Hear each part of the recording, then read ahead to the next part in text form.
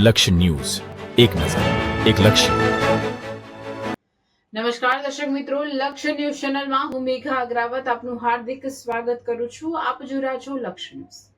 સમાચારમાં આગળ વાત કરીએ તો નવનિયુક્ત જિલ્લા પ્રમુખ નરેશ ઠાકોરનો દિયોદર ઠાકોર સમાજ છાત્રાલય ખાતે સન્માન સમારોહ કાર્યક્રમ યોજાયો.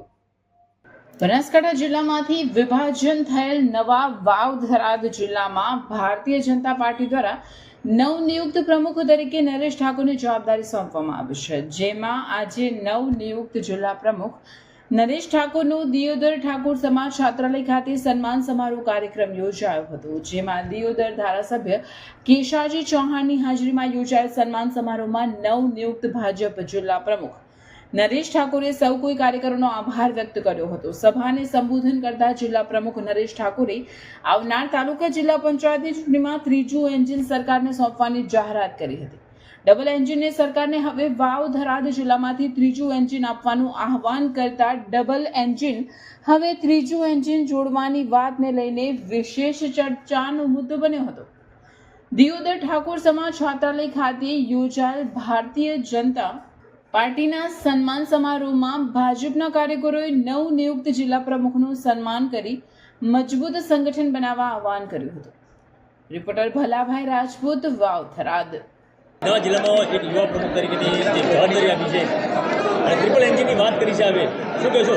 જી, સૌ પ્રથમ તો નવનિયુક્ત જિલ્લા વાવ થરાદની અંદર નવનિયુક્ત પ્રમુખ તરીકે ભારતીય જનતા પાર્ટીએ મારા પર ભરોસો મૂક્યો છે.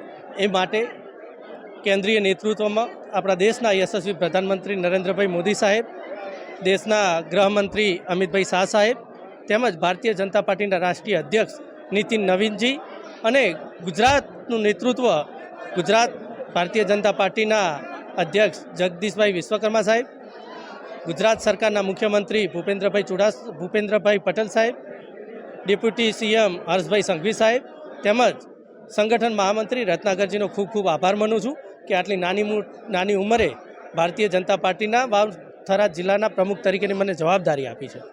આપણા બધાને ખ્યાલ જ છે કે પંચાયતથી પાર્લામેન્ટ સુધી ભારતીય જનતા પાર્ટીનું સરકાર અત્યારે છે. એ જ રીતે જેમ કે રાજ્ય અને કેન્દ્રની અંદર ભારતીય જનતા પાર્ટીની સરકારનું નેતૃત્વ છે, એ જ રીતે તાલુકા જિલ્લા પંચાયતની ચૂંટણી આગામી સમયે આવી રહી છે.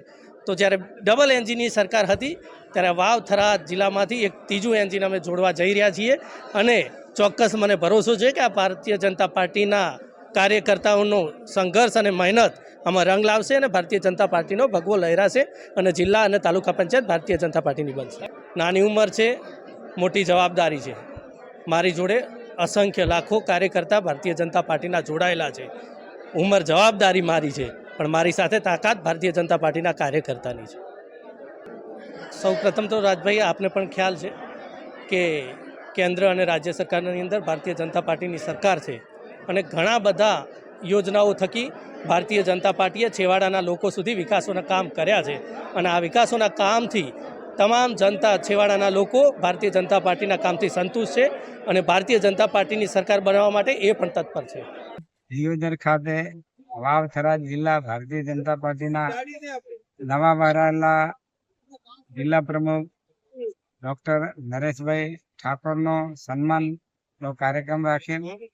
આ પ્રસંગે ઓલ ઇન્ડિયા ભારતીય જનતા પાર્ટીના રાષ્ટ્રીય અધ્યક્ષ નીતિન નવીનજી, આપણા યશસ્વી વડાપ્રધાન આદરણીય નરેન્દ્રભાઈ મોદી સાહેબ, ગૃહમંત્રી આદરણીય અમિતભાઈ શાહ સાહેબ, રાજ્યના મુખ્યમંત્રી આદરણીય ભૂપેન્દ્રભાઈ પટેલ સાહેબ, ગુજરાત પ્રદેશ ભારતીય જનતા પાર્ટીના અધ્યક્ષ આદરણીય જગદીશભાઈ વિશ્વકર્મા સાહેબ, નાયબ મુખ્યમંત્રી આદરણીય હર્ષભાઈ સંઘવી સાહેબ અને પ્રદેશના સંગઠન મહામંત્રી આદરણીય રત્નાકરજીએ આ નરેશભાઈને જે પ્રમુખ તરીકે એમની નિયુક્તિ કરી એ બદલ મોવડી મંડળનો હું આ વિસ્તારની જનતા વતી આભાર માનું છું.